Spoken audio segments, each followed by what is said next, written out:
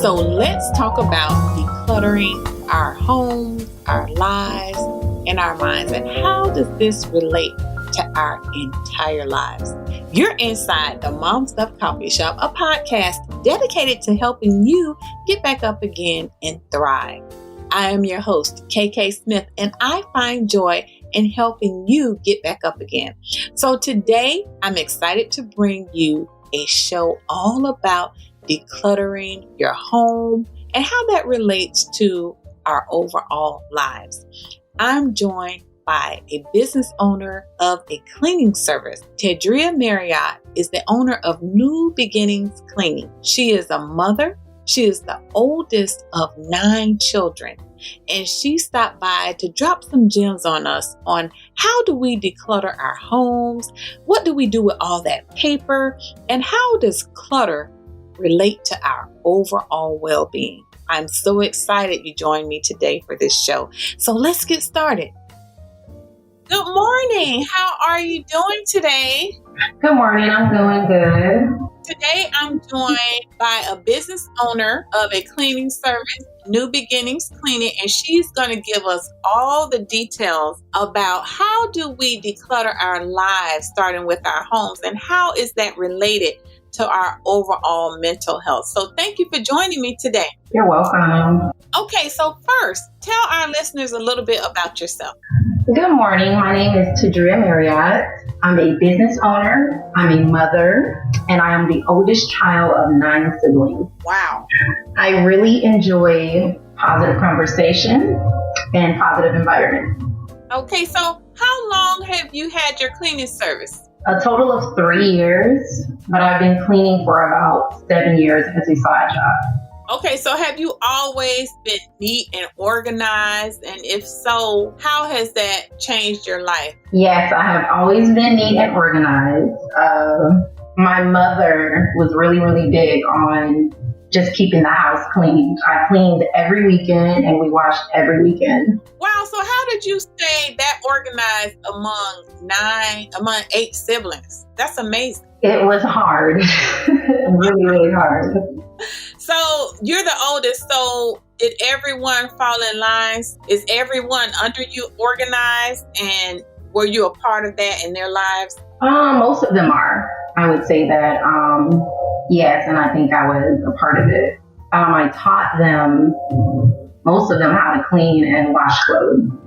Okay, so one of my major awakenings in my life was probably about 15 years ago when I had a garage sale, and I realized that I was keeping so much stuff, and this stuff was tied to my mental health. So could you tell our listeners, what are some of the major things that we need to organize in our homes and in our lives and get rid of? I would have to say paperwork.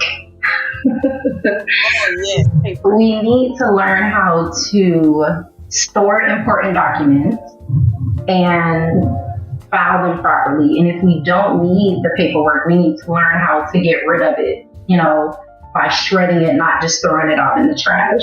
Okay, so this is a big issue, paper. Oh my goodness. So we need to, so can you give our listeners the system? So it comes in the house, and then what do you do afterwards? Because sometimes there's just mounds of paper in everybody's area, whether it's their business, whether it's their home, whether it's paperwork from school. So how do we organize it if we want to keep it? And what is the system you would say coming from the mailbox to the counter? How do we organize paper? Well, the first thing I do when I check my mailbox, I take all of the coupons out and trash them. That's the first thing I do. And then I would sit down, I would go through everything I need. If it's not important, I shred it instantly. And if it is important, I file it. I have a little file cabinet that I keep in my bedroom for my important stuff. Okay. And what do we do with all of the kids, like important paperwork? Maybe you think you need it, and then years go by and you say, I don't want to throw away this cute drawing. I don't want to throw away their first report card. I don't want to. So do you have those moments with your kids? Yes, I collect report cards. So I have a binder where I put the plastic sleeves in, and I just put them in sleeves. And I keep them organized that way. Okay. So now, how does clutter, this is the big question that I want to ask you, how does clutter relate to our lives in general, our mental health? I believe it adds stress, and I believe that it mentally drains your energy. Okay. So during your cleaning business, have you been inside of homes that people are hoarders, like they want to keep everything? Yes. Okay. So do you leave them better off? Do you have a talk with them about how clutter can keep them down, or are you just there to clean up their spaces? Or can you relate to your clients and say, this is keeping you down, this clutter is keeping your life suppressed, your mental space? Are you able to do that with your clients? Or with some of them, I can, because I created those special relationships. Mm-hmm. But with others, no. But I also, before I go into homes to clean, I like to look around first to see if I even want to do it. Okay. Because if it's too bad, I won't do it. Okay, so for all our hoarders that are listening, all our mini hoarders, our master hoarders, what are some life tips that you can give? Because I watched the show Hoarders, and what I gathered from that is that something happened in people's lives, that either they had a major breakdown or something very sad happened in their life, and they started keeping things to fill the hole in them. So what would you recommend for extreme hoarders, or someone that's beginning to hoard things in their life? How can they let things go and declutter? I would say sometimes people should seek counseling. That can help. A lot of times when people are holding on to things, they're holding on to either a person, a situation, and something that they can't get over. With me, if it's something that I have to keep, I usually would store it outside of the house. Like I keep a personal storage where I keep things that I don't want to get rid of. That's a great idea. That is an absolute great idea. And I've been watching different shows and I never heard that tip, because you want to keep it, but you don't want it to be a part of your everyday life. So you could keep it, but you could keep it in storage. That's actually a great idea. And what about people that they might keep it in storage, but now you're paying a fee? You said your storage in the back of your house. So we really need to settle that in our minds to really be able to get rid of things, because we can also keep so much stuff, but now you're paying a storage fee to keep the stuff. Yes. So you would say just contain it in one storage area, and if it goes beyond that, it's just too much? Yes. Yeah, that's overdoing it. If it's something if it's like a clothes or shoes or wall art, decor, things like that, I would say donate it to someone else. It could be someone else that needs these things. I would say donation instead of just keeping it cluttered. Okay. That's a great idea, because when I had my garage sale and I had all my family members to come over and help me, my aunts, my mom, my sisters, and I was standing there looking through my driveway and I had accumulated so much stuff, and all I wanted was my money back from all this stuff, because now I realize that things don't matter. People matter, experiences matter, love matters. So what would you tell someone that was struggling with a shopping addiction? Like they want to shop every weekend, keep all the stuff, and go buy more stuff instead of getting rid of things, and like you say, giving them to thrift stores or less fortunate people. What would you say to someone that just kept piling stuff on in their life? Oh, wow. I know for me, it was a hole in my life. It was a hole from my childhood. Mm-hmm. And I can honestly say that I kept buying stuff to fill the hole. And that's what I see in a lot of people, because professionally, I work with a lot of women. And I think there's a correlation between we buy so much stuff and it's never enough. And then it turns into clutter. And ever since I had that awakening with myself all those years ago, I've learned to live off of less. So how can you tell our listeners to declutter by shopping less? When people absolutely love to shop. I would say find out what the issue is. Like, look deep down in your, in your heart and say, why am I spending all of this money on clothes, shoes, or purses or whatever? Find out that issue first. I think once you get help with that personally, you would see that clothes, shoes, purses, it has no value. They're just things just so you can feel and look good. Mm-hmm. Yes, that is so much food for our soul and fuel for our life. So what can decluttering actually do for our mind, our body, our soul? What can decluttering actually do for that? Decluttering can lower your stress levels. It can bring positive energy and clearer mindsets. Okay, so can you give us your top 3 cleaning tips for our home and for our lives? So for anybody that's struggling with getting rid of clutter, anybody struggling with keeping things, what are your top 3 tips? Whether that's getting rid of paper, clean your bathrooms once a week. What are your top 3 cleaning tips for our home and our life?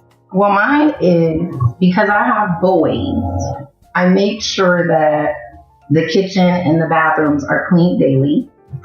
I like to rearrange the house. I like to move the couches, the beds, so we can dust, clean baseboards, shred paperwork, just getting things organized. And I like to hang things in the closet by colors. Okay. So usually once a month, me and my boys will go through our closet, things we don't want or don't need. I'll donate it to Salvation Army or Goodwill, or if I know someone that needs it, I'll donate it to them. Okay. And Teddreiya, I will also have you all know, Teddreiya is my cousin. And I know her boys are so just mannerable, and they're also clean. And so I wanted you to talk a little bit about how being a role model for children, that they mimic you and they're absolutely watching you, because every time we have an event, so every year we have an event, it's called Wanda's Wish, and Teddreiya will come with her boys and they will automatically start cleaning up.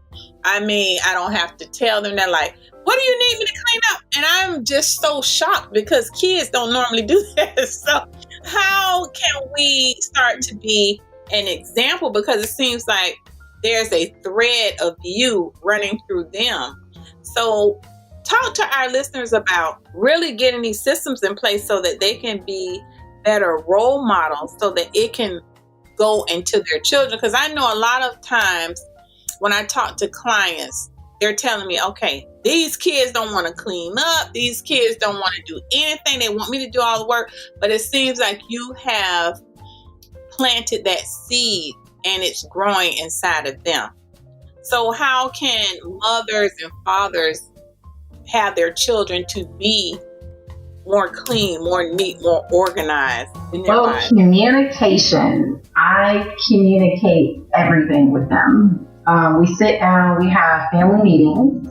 We have a chore list that goes for 7 days. So every 7 days I would change the chore list. Or if I'm not home and my oldest son comes home, I may leave a message on it saying, hey, I need you to do this before I get home at this time. I also participate in cleaning at home. I don't just let them do it. Everything they do, I help them with. We do laundry together. We cook together. We have meetings. I let them be open about things that's going on. I let them vent. I don't shut them out. I'm all ears when it comes to them. So I think the most important thing is to be able to communicate with your children. And that starts early. Yes. Yeah, and then setting the expectation for them, like you said, and listening to them without the tyrantship. Because when I was raised, it was all about the harsh, the whoopings, the beat, get this done. But that no longer serves anybody, because what that does is creates trauma for children. So you can have children to do what you want them to do, have a clean environment, but you have to have great communication and you have to be able to hear the child. Yes. If I understand right correctly. Okay. Very good. So how do you organize priorities in your life? So for the person who they might have a clean home, but their priorities are all decluttered in their life, how would you help this client? I like to plan out things usually a week in advance. So I plan my work schedule. I plan what time I want to start dinner and what time I want to be done with dinner. I'm a planner. So I try to be a step ahead. And I don't like last minute stuff. All right. You know, I used to not be a planner, and I started being a planner over probably about 15 years ago. Same time I had the awakening with the garage sale, and planning has literally changed my life. Planning has gave me more time back. It's given me an opportunity not to miss a lot of things, and planning is just so important, especially when you have children. Yeah. So thank you so much for all of your wonderful advice. Is there any last minute tips you want to give the listeners on decluttering, on cleaning their spaces, keeping their homes clean, their lives clean? Anything you want to add? Yes. I would say donate more to the less fortunate. Create a chore list for yourself. It helps coordinate things, important cleaning duties, especially if you have children. And keep the communication open. I think it helps the mental, the energy, the mindset, all of the above. Yes, I absolutely. This is the basis of the show, the mindset. The mindset has so much to do, I think, with clutter. Once I became a person to not keep clutter and to give things away. So in our home, we have a giving box, and it's in the laundry room. And every time something is too small, I used to keep all their clothes thinking like, oh, I'm going to keep this for their children. But I realized that I couldn't keep everything. So I kept like special things, maybe the christening dress, maybe their first day of kindergarten outfit, things like that. But when it became too small, I said, go and put it in the giveaway. And so now we have a big bin in the laundry room that's designated for giveaway. But I'm telling you, before I started that, things would just be piling up. Clothes would just be stuffed in the closet because I was trying to keep everything. But it gave me so much mental clarity when I started that system. So thank you so much for that. So now it's time for something to sip on. Okay. Something to sip on are 3 questions that I asked, and I'm going to switch them up next season. But this season, I'm going to stick with these same exact questions for every guest. So the first thing I want to know, what are you working on in your life right now? I am revamping my cleaning business. I want to add carpet cleaning, window cleaning inside and out, pressure wash, and I want to get my website up where you could book online and you don't have to email, you can get a direct answer. Okay. And I want to ask you something about that. So they say, if you absolutely love what you do, you never work a day in your life. So do you feel like when you're cleaning, you're working, or you absolutely love what you do? It's about a 50-50. It just all depends on what type of cleaning I'm doing. Okay. I like it because I'm home at night with my kids. I'm usually done by 6 p.m. So I'm able to come home and cook a little bit, talk a little bit, get everybody together, iron clothes, and go to bed. I have more time with my kids. Okay. So this next question, I think is going to tie into what you just said. The next question is, what brings you joy? My kids. My kids bring me joy. A lot of things that they're into, sport-wise, reading clubs at school. I was never able to do it because of the position that I held with my siblings. So I always had to make sure that they were fine. So my kids are able to do things that kids do, especially my oldest son. He plays travel ball, travel football, track. He carries a 3.2 GPA right now. He is a role model for his little brother. So they're able to be kids. So my baby.